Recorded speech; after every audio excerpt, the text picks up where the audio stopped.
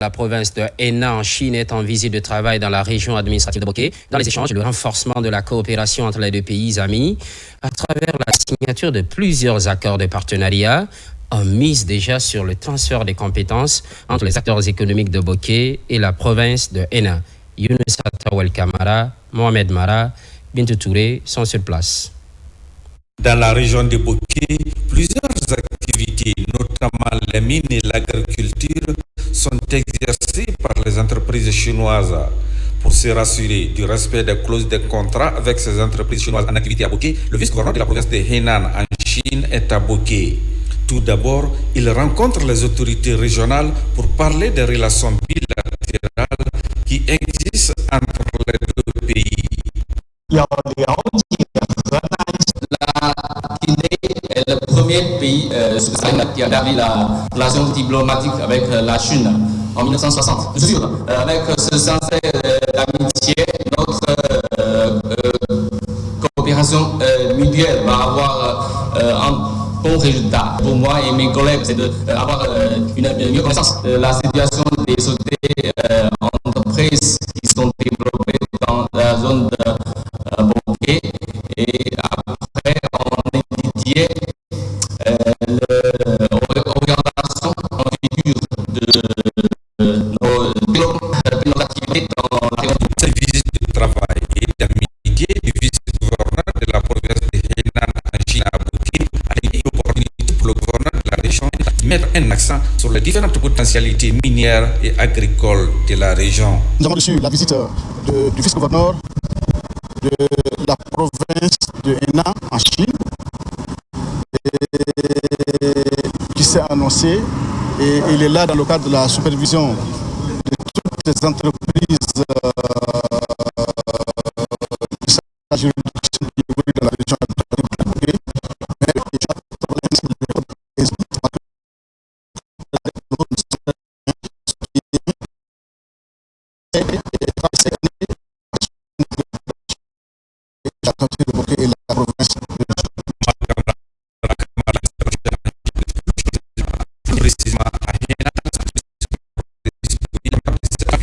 Pour parler des opportunités de transfert de compétences entre les opérateurs et les acteurs.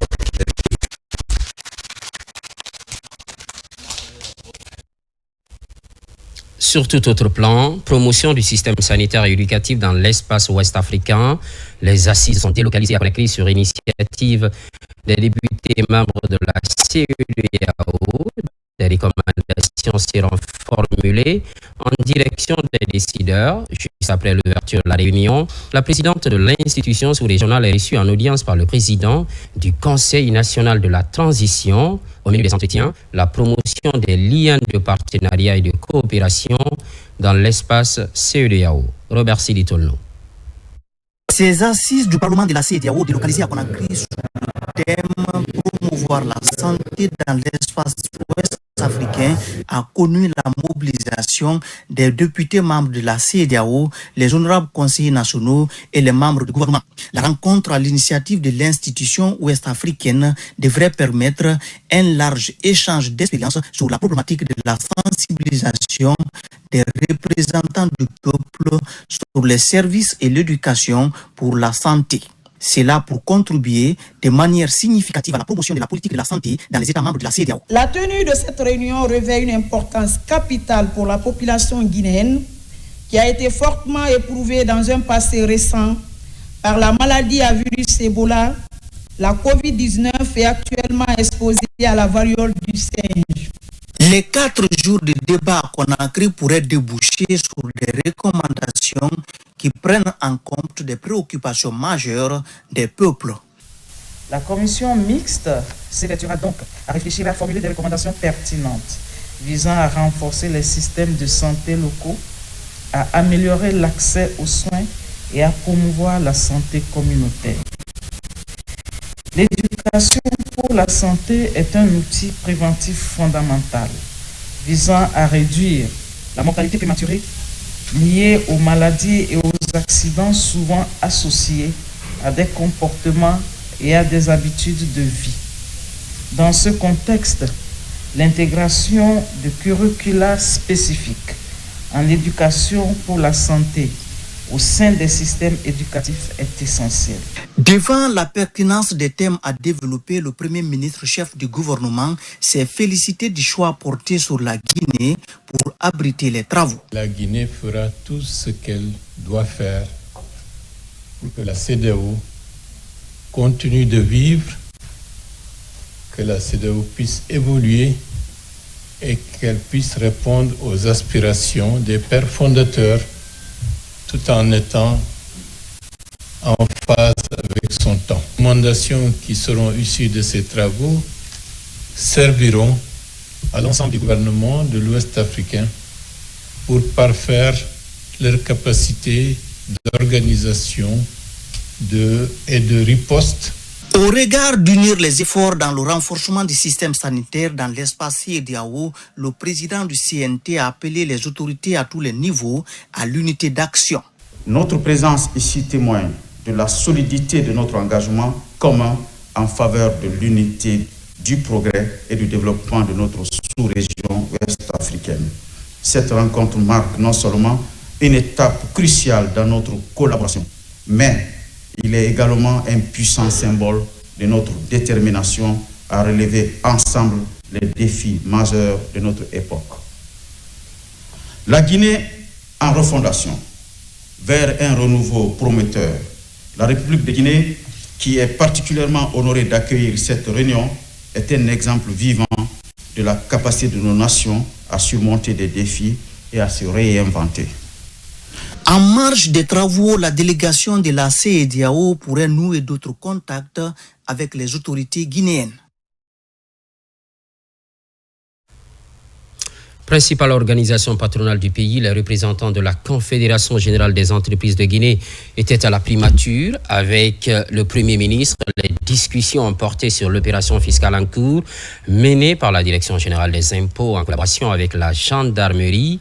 Il était aussi question de collaboration continue entre l'État et le secteur privé pour garantir la gestion efficace des ressources publiques. Hadi Kamara. Le gouvernement attache des prix aux questions liées au recouvrement des taxes et impôts en vue de renflouer les caisses de l'État.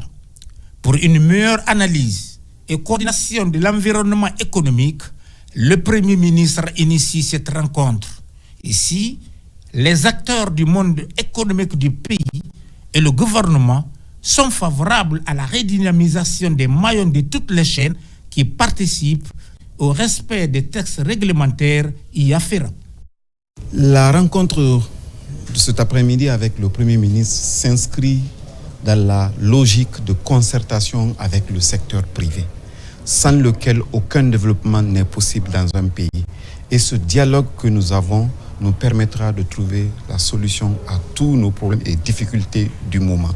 Et nous allons nous concerter davantage pour les actions à mener dans le futur. Cette concertation se veut un creuset de réflexion pour renforcer davantage le partenariat public-privé et générer de nouveaux écosystèmes économiques et financiers. Aujourd'hui, nous sommes satisfaits par rapport à la réponse. Et cette fois-ci, nous estimons que nous pourrons amener tout le secteur privé à s'acquitter, si c'est établi, de tout ce que chacun doit à l'État. Et notre devoir en tant que citoyen est de s'acquitter de ces impôts. Nous devons continuer à travailler dans un cadre de concertation permanent pour pouvoir résoudre cette question, mais aussi les questions futures pour la mobilisation des recettes intérieures de notre pays.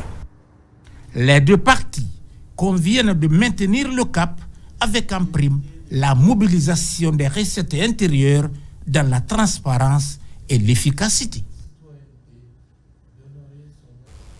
C'est la période des grandes pluies. On se souvient certainement des récentes inondations. Plus de 27 800 personnes sont à ce jour sinistrées à travers le pays.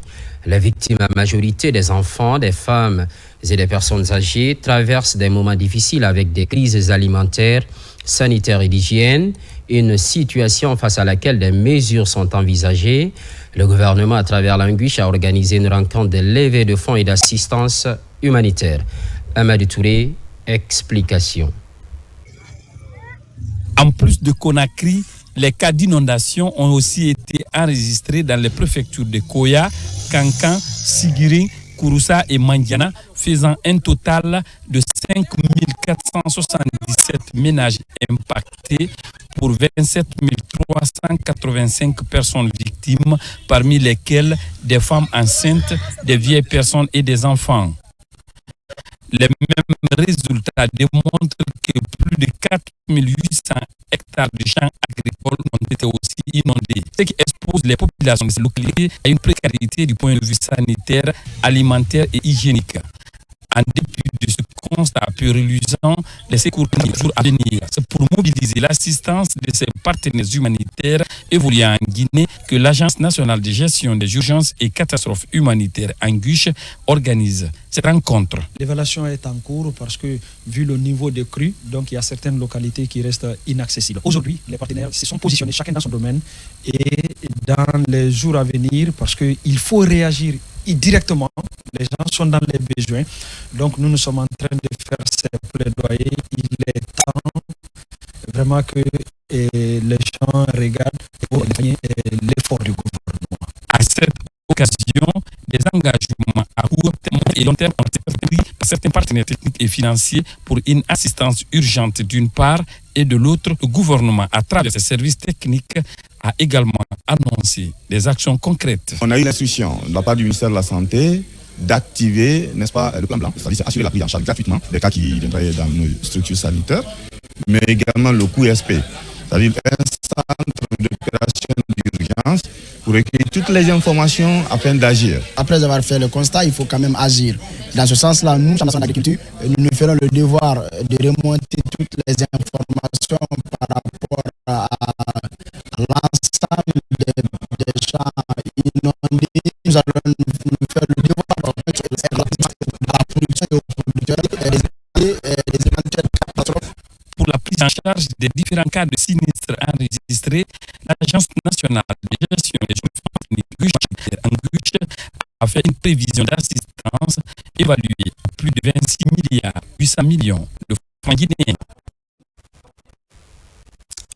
Vers le démarrage de la session 2024-2025, le ministère de l'Enseignement préuniversitaire est à pied d'œuvre pour assurer une rentrée scolaire réussie. Pendant ce temps, des milliers de cartons de cahiers de boîtes de craie sont acheminés vers l'intérieur du pays. Le programme se propose de doter toutes les écoles d'outils pédagogiques nécessaires pour une bonne reprise des cours. Abdoulaziz Baldé. À l'orée de l'ouverture des classes prévue le 25 septembre 2024, le MEPUA travaille d'arrache-pied pour le respect de ce rendez-vous. À date, plusieurs fournitures didactiques nécessaires à une bonne rentrée scolaire sont acheminées vers l'intérieur du pays. Depuis plus de semaine, cette opération d'acheminement des kits suit son cours au magasin central du MEPUA. L'ambition pour les autorités éducatives est de réussir une entrée sans fausse note. Il y a déjà un planning d'acheminement qui est déjà tracé. Donc, au bout d'une semaine, nous allons servir toutes les structures déconcentrées, les DPE, en craie, en cahier et en matière didactique. Nous avons déjà servi en livret scolaire et en matière pédagogique, les règles, équerres et compas, ça c'était à l'orée des examens. Donc, c'était pour décongestionner le magasin. Maintenant, nous sommes en train d'envoyer la craie et les cahiers. Donc, cela va contribuer à une bonne rentrée scolaire 2024. Ces kits pédagogiques vont toucher toutes les structures déconcentrées du pays.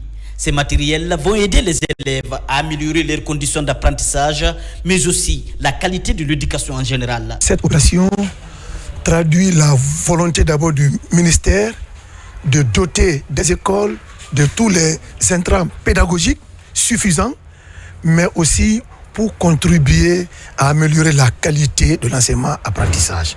Donc, à cet effet, les quantités prévues par rapport aux quantités reçues, je crois que le besoin est largement satisfait.